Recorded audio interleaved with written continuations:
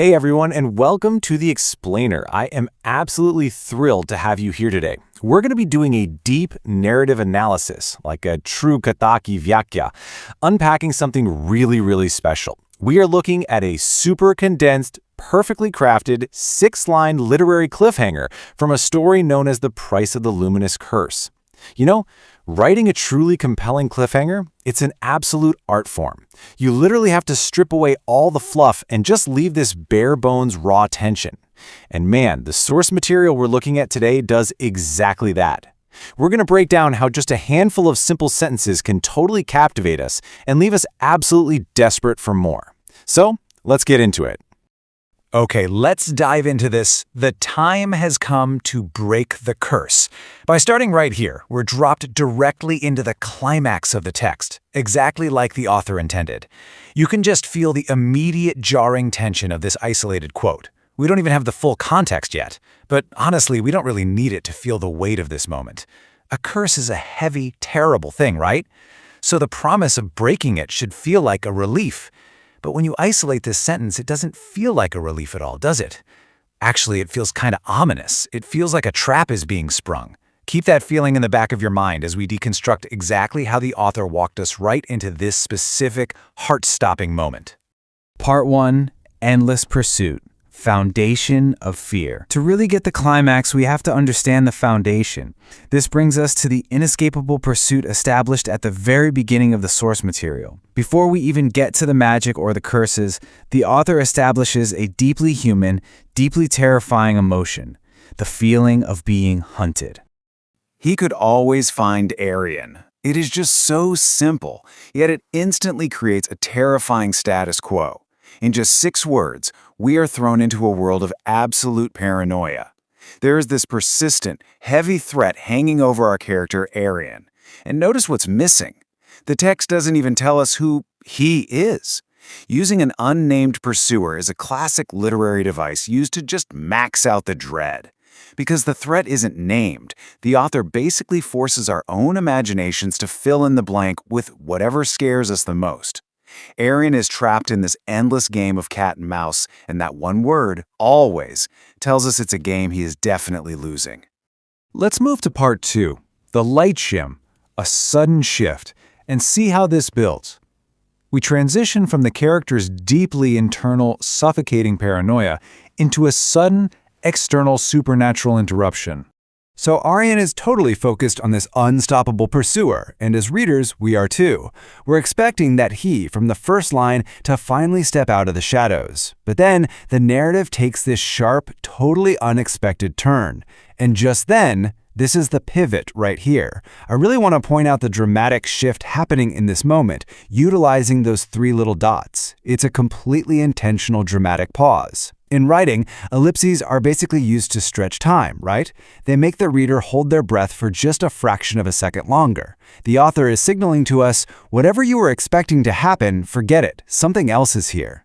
The suspense built by these simple words completely derails the immediate threat of the physical stalker and introduces something entirely new. And that something new is the Prakash Mani, or the light gem. Based on the text, we can define this crucial object strictly by its function in the scene.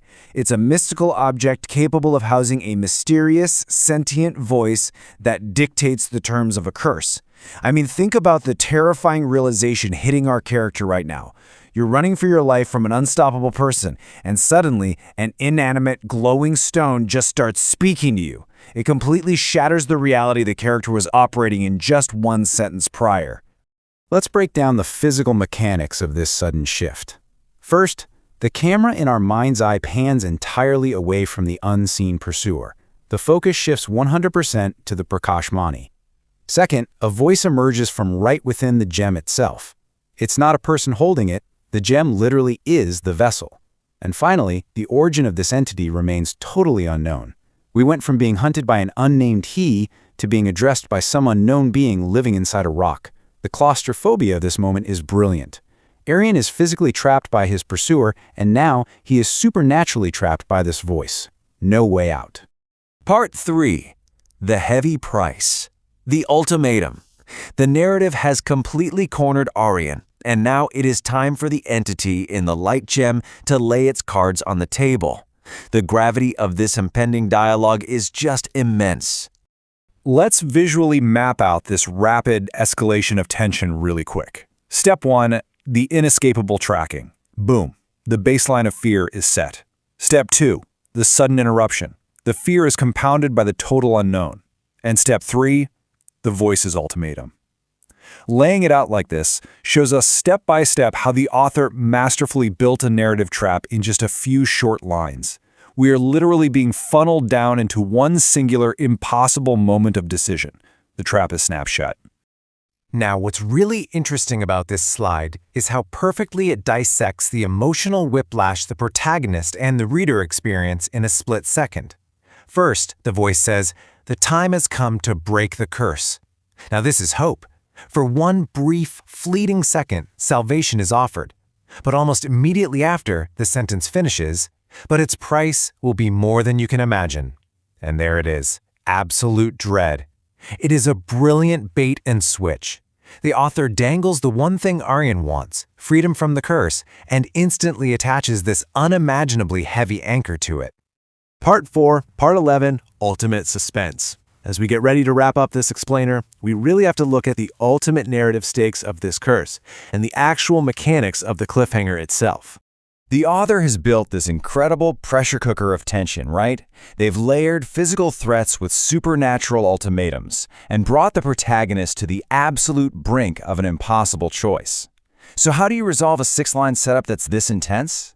Well, you don't. You give the reader this: "To be continued, Part 11. This simple little tag perfectly freezes the tension right at the absolute height of that impossible choice. The author basically takes the roller coaster right up to the very peak of the drop and then just stops the ride. It ensures maximum suspense. We are left completely hanging, entirely invested in Aryan's fate, desperate to know what this unimaginable price could possibly be. Plus, we're left wondering if that unknown pursuer is still closing in while Aryan is distracted by the gem. I want to leave you with this final kind of provocative thought regarding the source material. If the price is beyond imagination, is breaking the curse the real curse? I mean, this question perfectly summarizes the dark paradox the author has created here. Has the light gem actually offered Aryan a way out, or has it just offered him a fate way worse than the one he was already running from? It's just a brilliant piece of writing that does exactly what a great story should do. It sparks immense curiosity and leaves us eagerly waiting to see what happens next.